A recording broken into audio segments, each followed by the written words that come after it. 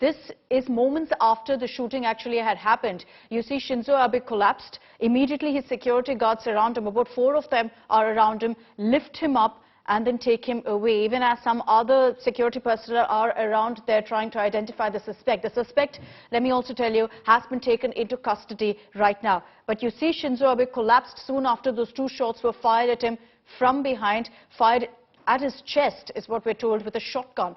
And he collapsed immediately. He was lifted by his security guards immediately from that spot, taken out, as you see there, in a matter of seconds. For our viewers, Christian, if you could also tell us what the local media is currently saying, exactly how this played out. He was speaking, we understand, at this rally, when suddenly from behind the suspect came and shot him twice. Is that what you're saying? I haven't been watching this on the Japanese media yet. Okay. But I suppose this is what happened. Like it's really not that hard to actually see the system, how this political rallies work. It's not like you got people expecting something like an event like this to happen. Yeah. Nobody does. Everybody's just like calmly watching, you know. And sometimes the politicians are really close too. Sometimes there's not even no bars. I mean, depends really on the category of politicians we're talking about. So in this case, maybe it was Abe, but again, like it's not that you have super aware security guards there, like it would happen, let's say, in a rally in US or other countries in Europe, for example. It's really not like that. It's really not like that. Again, like people don't expect it, you know. People don't expect this, so they, even if you had security guards there, they wouldn't be on the watch for anything unusual. And that's exactly it. You know, something like this is completely unheard of in Japan. We're getting you also the latest images that local media has accessed showing Shinzo Abe at that rally.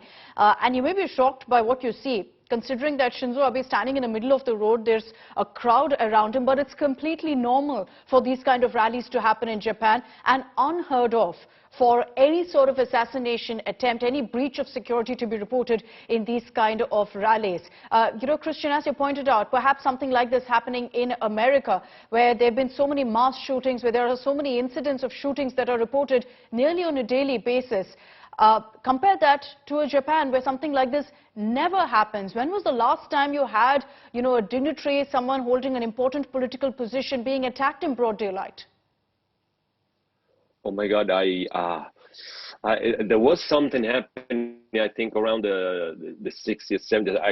But it's something like just lost in the memory. I mean, you just, you know, it would be something that, again, like for the historians to work, you know, to go and churn out all these events that happened in the past. But again, even the 60s and the 70s, this was like it's like 3 generations ago. Japan has changed so much. You had, even here in Japan, you had the occupations of the universities during the 60s. Famous Tokudai, the University of Tokyo, was occupied, and they had demonstrations there. It was really tough. You had the police coming.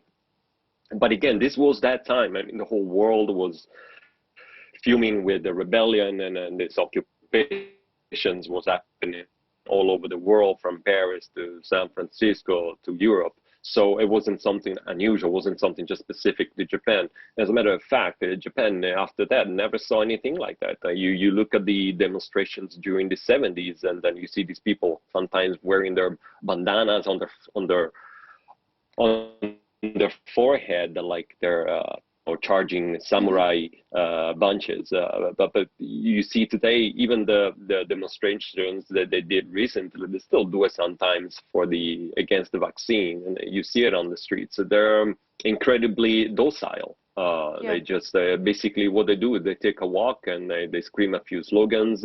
They go through this nice walk, what is it called, like a street walk, and they never get a step on the street. They stay on their positions, and it's all organized, so nothing ever out of the ordinary comes out, nothing chaotic, nothing. So this is the usual demonstrations that happens in Japan. This is the the ones that they usually go and Yeah. have even have a TV coverage sometimes.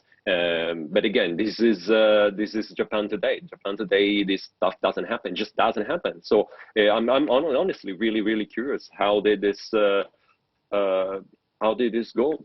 How this planner, the guy that planned this thing, is he Japanese? What was his motive? What was his affiliations? This is something that will from now on we'll have to you'll have to search and see, and then this something curious and interesting will come out of there. I'm sure.